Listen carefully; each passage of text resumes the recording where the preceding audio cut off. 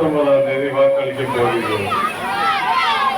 பல முறை நாங்கள் கூறியிருக்கிறோம், இதுவரைக்கும் எத்தனையோ தேர்தல்களுக்கு நாங்கள் உங்களை வந்து சந்தித்திருந்தாலும் இதுவரைக்கும் மிக முக்கியமான ஒரு தேர்தல். ஏனென்றால் இந்தியா என்ற நாடு தொடர வேண்டுமா, ஜனநாயகம் என்ற கட்டமைப்பு விதிமுறை தொடர வேண்டுமா, மக்களாட்சி தத்துவம் தொடர வேண்டுமா, இல்லை ஒரு மனிதருடைய அரசர் ஆட்சி என்ற முழு மாற்றத்தை உருவாக்கிவிட நீங்கள் வாய்ப்பளிக்க போறீர்களா என்றதான் கேள்வி. நான் 2 நாட்களாக வேறு தொகுதிகளுக்கு சென்று வந்திருக்கிறேன். தேனி, கோவை, திருப்பூர் என்று பல தொகுதிகளுக்கு சென்று வந்திருக்கிறேன். அதில் தெரிய வருகிறது மக்களுடைய எழுச்சி. இந்த தொகுதிக்கு நான் பல திட்டங்களை நிறைவேற்றி இருந்தாலும் மாநில அளவில் மாண்பு முதலமைச்சர் அவர்கள் எண்ணற்ற திட்டங்களை உருவாக்கி அதற்கு நானும் உறுதுணையாக இருந்து ஒரு காலத்தில் நிதியமைச்சராக இருந்து அதற்கு நிதி ஆதாரங்களை எல்லாம் திரட்டி மக்களுக்கு உண்மையிலேயே பலன் அடையும் வகையில் நாங்கள் செயல்பட்டிருக்கிறோம். நான் மீண்டும் மீண்டும் கூறுவது, ஒரு அரசியல்வாதிக்கு, ஒரு அரசியல் அமைப்புக்கு மனித நேயமும்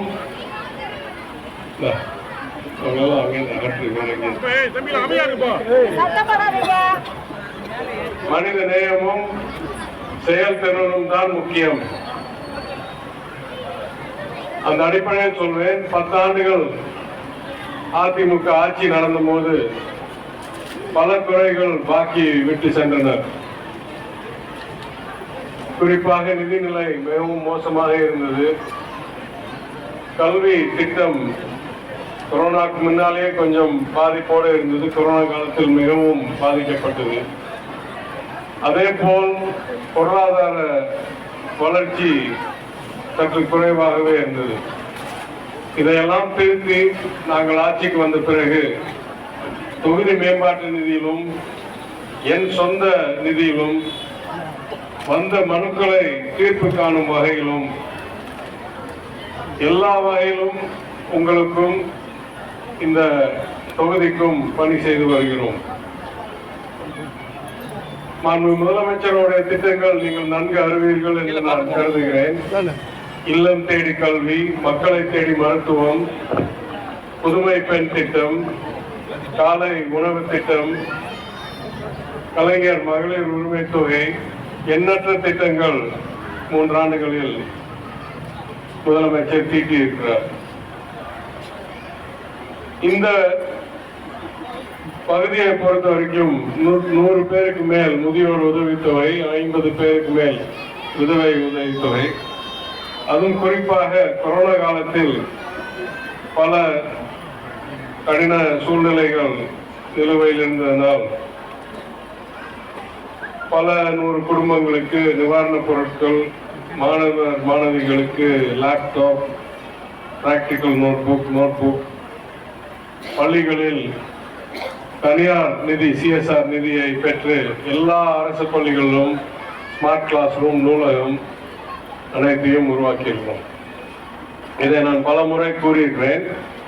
6 மாதத்துக்கு ஒரு முறை உங்கள் இல்லத்துக்கு நான் நோட்டீஸ் அனுப்பிவிடுறேன், சீரியல் நம்பர் அடிச்சு. அதனால் இதெல்லாம் புதிதாக இருக்காது என்று நான் கருதுகிறேன்.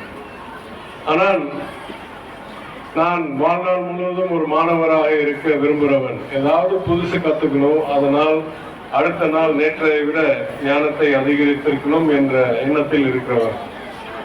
எனவே நான் கூற வேண்டியது, கோவை, திருப்பூர் எல்லாம் மிகவும் பெரிய தொழில் நகரங்களாக பல 10 ஆண்டுகளாக இருக்கிறதை நம் தமிழ்நாட்டில் எல்லாம் அறிவோம்.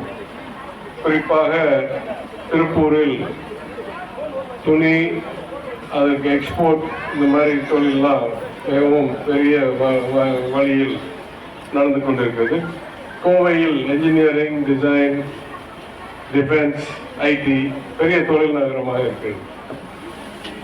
அங்க சென்ற போது எனக்கு என்ன தெரிய வந்தது, இந்த பாஜக ஆட்சி எண்ணற்ற வகையில் நம்ம குற்றச்சாட்டு சொல்றோம். இவர்கள் சர்வாதிகாரிகள், இவர்கள் ஜனநாயக விரோதிகள், இவர்கள் பாசிசர்கள், மாநில உரிமைகளை பறிக்கிறார்கள், எல்லாம் உண்மை.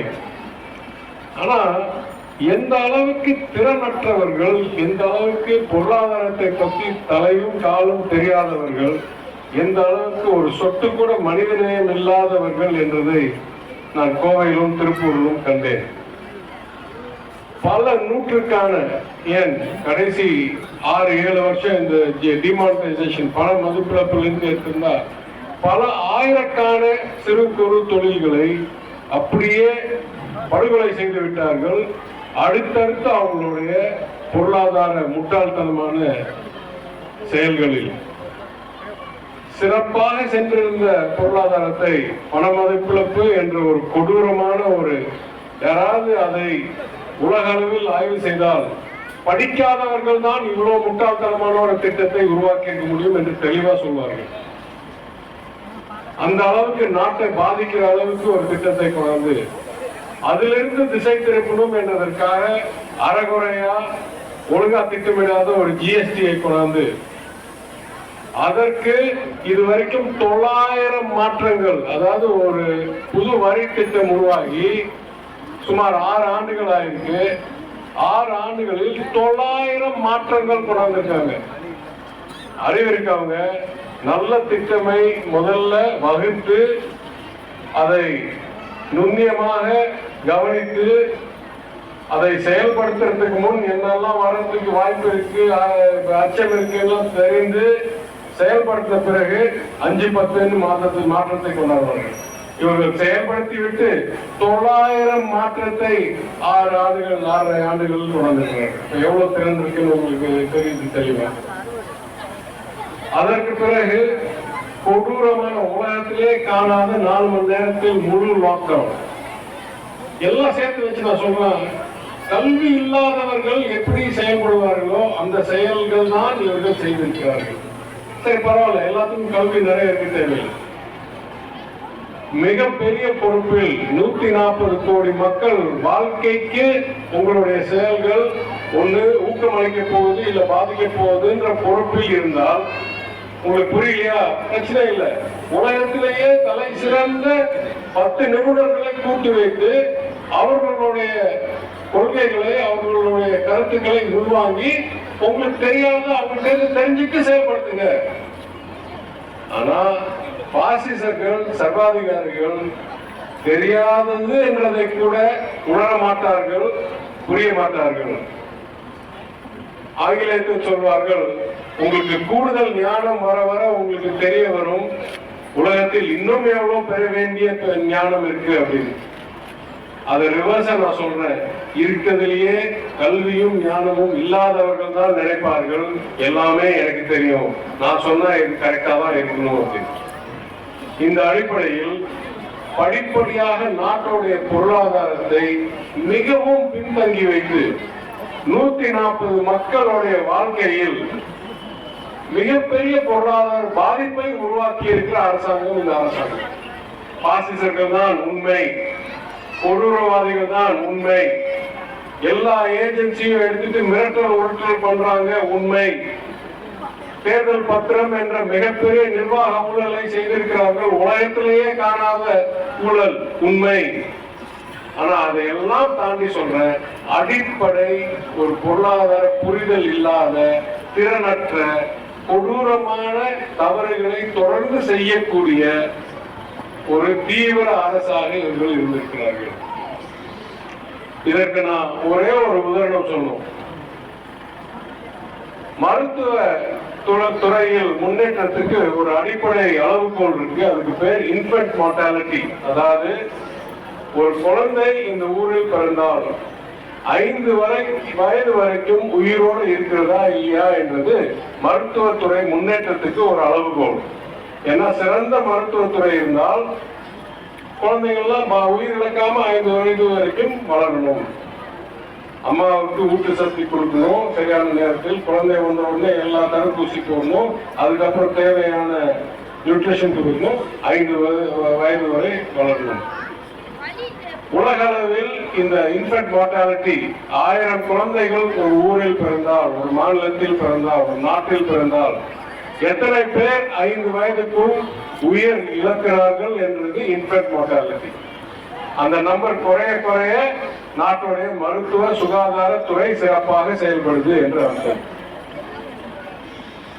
இன்றைக்கு உத்தரப்பிரதேசம் என்ற இவங்களுடைய தலை சிறந்த வாக்களிக்கிற ஒரே பாஜக மாநில அரசியும் ஒன்றிய அரசியும் நடத்தக்கூடிய அவங்கள் பாணியில் டபுள் என்ஜின் சர்க்கார் என்று சொல்ற உத்தரப்பிரதேசத்தில் 1000 குழந்தைகள் பிறந்தால் 5 வயதுக்குள் 60 குழந்தைகள் தவறி விடுவார்கள். இதுதான் அவங்களுடைய புள்ளி விவரம்.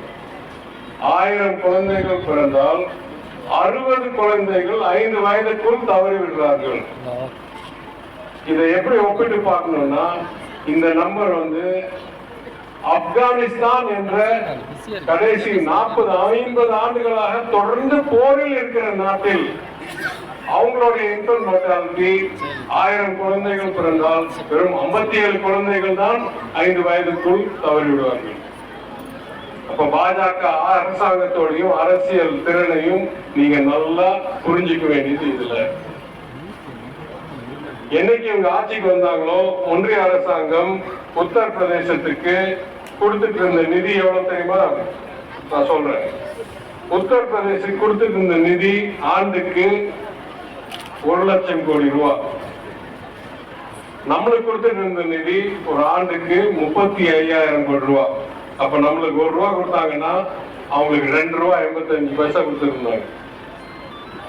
10 ஆண்டுகள் கழிச்சு அவங்களே ஆட்சியை நடத்துறாங்கன்றது நம்மகிட்ட 1 ரூபா வரி பணம் வாங்கினா குறைஞ்சி குறைஞ்சி குறைஞ்சி இப்ப 29 பைசா தான் கொடுக்குறாங்களோ, அந்த பாக்கி பணத்தெல்லாம் என்ன பண்றாங்க, இப்போ உத்தரப்பிரதேசத்துல கொடுக்குறாங்க. சென்ற ஆண்டு 23-24 ஆண்டு அவங்க தமிழ்நாடுக்கு அளித்த மொத்த நிதி 72,000 கோடி. அப்ப கிட்டத்தட்ட 2 மடங்கு 35,000 இருந்து 72,000 ஆயிடுச்சு. அது பணம் வீக்கமதுல இருக்கு, உற்பத்தி வளர்ச்சியில இருக்கு, எல்லாம் சேர்த்து வச்சு 35,000 கொடுத்துட்டு இருந்ததை 72,000 கொடுக்குறாங்க. ஆனா உத்தரப்பிரதேசத்துக்கு 1 லட்சம் கோடி கொடுத்துட்டு இருந்தத 3,11,000 கோடி கொடுக்குறாங்க. ஒரே ஒரு மாநிலத்துக்கு 3,11,000 கோடி. நம்ம பணத்தை சுருட்டி கொண்டு போய் அங்க வள்ளல் மாதிரி அதை அள்ளி வீசி வாக்கு சேகரிப்புக்காக பண்றாங்க. ஆனா என்ன பண்றாங்க, இந்த பணத்தை வச்சு கல்வியை சிறப்பிக்கிறாங்களா? இல்லை. குழந்தைகள் வாழ்க்கையை இன்ஃபென்ட் மார்டாலிட்டி குறைச்சி குழந்தைகள் வாழ்க்கைகளை சிறப்பிக்கிறார்களா? இல்லை. பொருளாதாரத்தை வளர்க்கிறார்களா? இல்லை. உத்தரப்பிரதேசோட தலா உற்பத்தி பாகிஸ்தானை விட பாதி மடங்கில் இருக்கிறது. அப்ப இவங்களுடைய திறன் உங்களுக்கு தெரியுதா? இவங்களே மாநில அரசையும் நடத்துறார்கள், இவங்களே ஒன்றிய அரசையும் நடத்துறார்கள். இவங்களுடைய தலை சிறந்த மாநிலம் என்று கூறக்கூடிய மாநிலத்தில் பாகிஸ்தானை விட 50% கூட எங்களுடைய தலை பொருளாதாரம் இல்லை. அது மட்டும் இல்ல, 10 ஆண்டுகளா நம்மகிட்ட சுருட்டி சுருட்டி கொண்டு போய் எங்க பணம் கொடுத்தாங்களே, அதனால் அவர்கள் வளர்ந்து விட்டார்களா நம்மளை விட? இல்லவே இல்லை. 2016 இங்க 1 ரூபா ஒரு தலா உற்பத்தினா அங்க 42 பைசா. இன்னைக்கு என்ன சூழ்நிலை? 1 ரூபாய் இங்க தலா உற்பத்தினா அங்க வெறும் 30 பைசா. திருப்பி சரிஞ்சிருக்காங்க இன்னும் கீழே. அப்ப பொருளாதாரத்துக்கும் இவர்களுக்கும் எவ்வளவு தூரம் என்றால், எதையெல்லாம் இவர்கள் சொல்றார்களோ அதையெல்லாம் வீழ்ச்சி அடைகிறது என்றதான் தகவல் சொல்கிறது.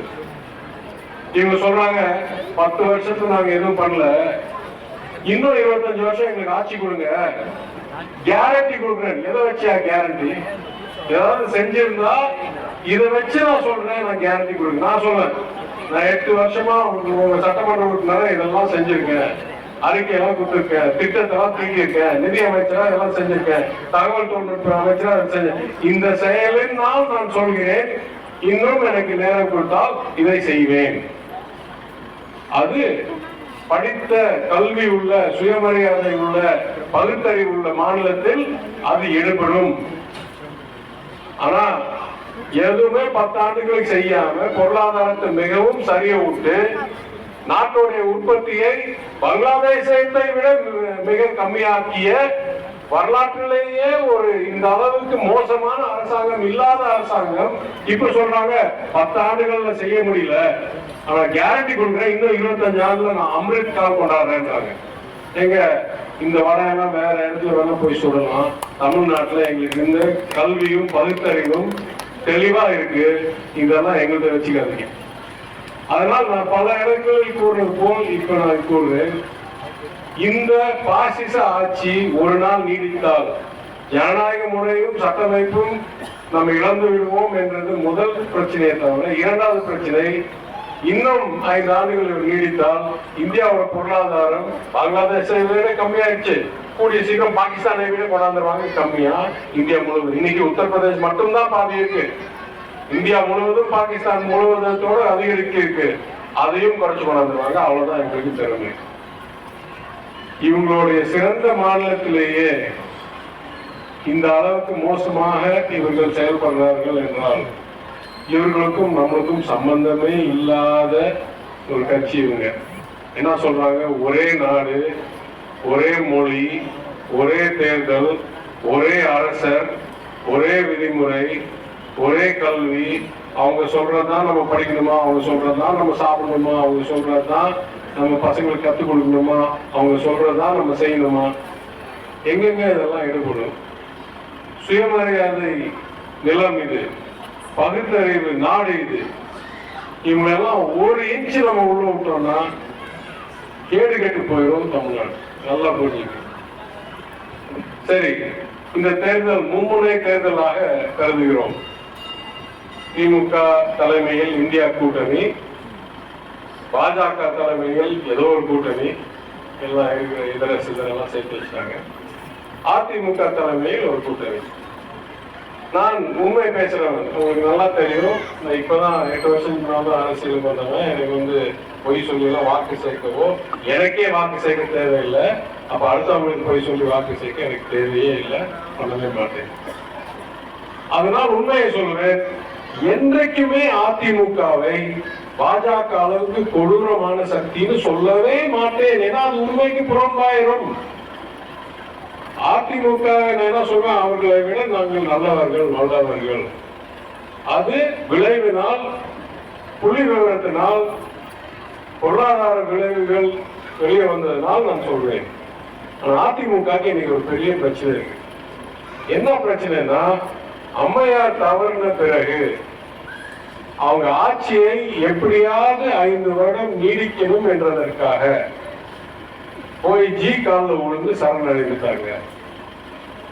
அவங்கள வச்சுதான் சட்டமன்றத்தில் 18 நம்பிக்கை ஓட்டு எதிர்த்து போட்டவங்கள சட்டத்துக்கு விரோதமா ஒளிய வச்சிருந்தாங்க.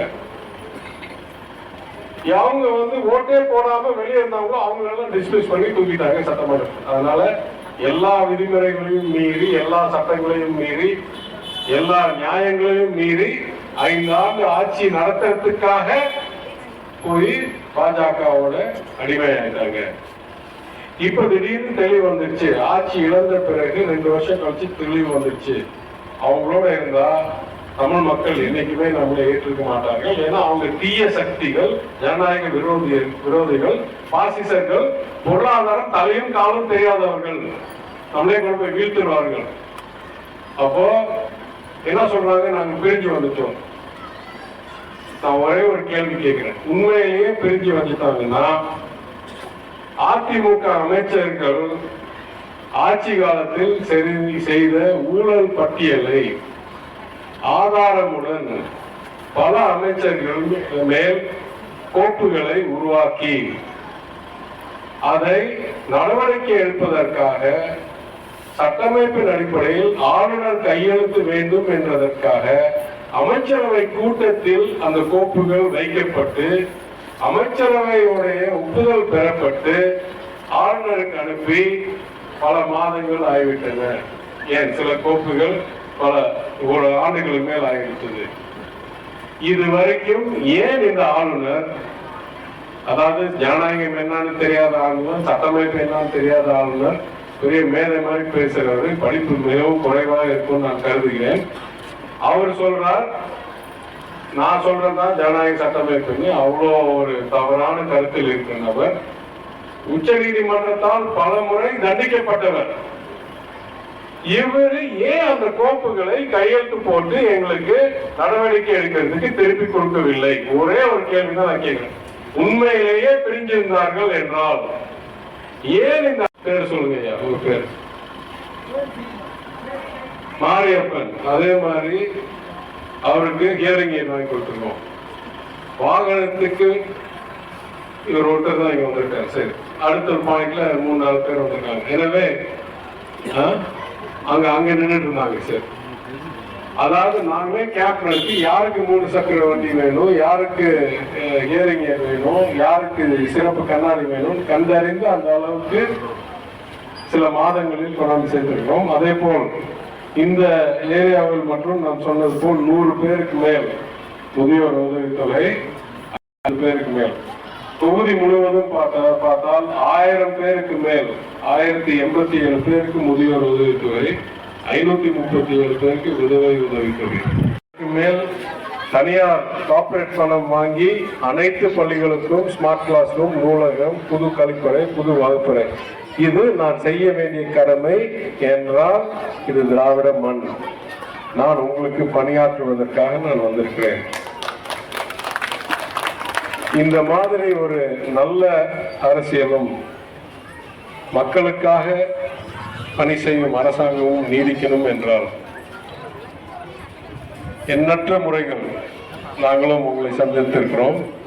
ஆனால் 4 முறைகள் உங்களிடம் வாக்கு கேட்க நான் வந்திருக்கிறேன். 2016 சட்டமன்ற தேர்தல், 19 பாராளுமன்ற தேர்தல், எல்லாத்தோடைய முக்கியமான தேர்தல் என்ற நாள் நீங்கள் அனைவரும் 19ஆம் தேதி வாக்குச்சாவடிக்கு சென்று அறிவால் சுத்தியல் நட்சத்திர சின்னத்தில் தோழர் வெங்கடேசனுக்கு வாக்களித்து நாட்டை காப்பாற்றுங்கள், நம் எதிர்காலத்தை காப்பாற்றுங்கள், தமிழர்கள் அடையாளத்தை காப்பாற்றுங்கள், மக்கள் ஆட்சி தத்துவத்தை காப்பாற்றுங்கள்.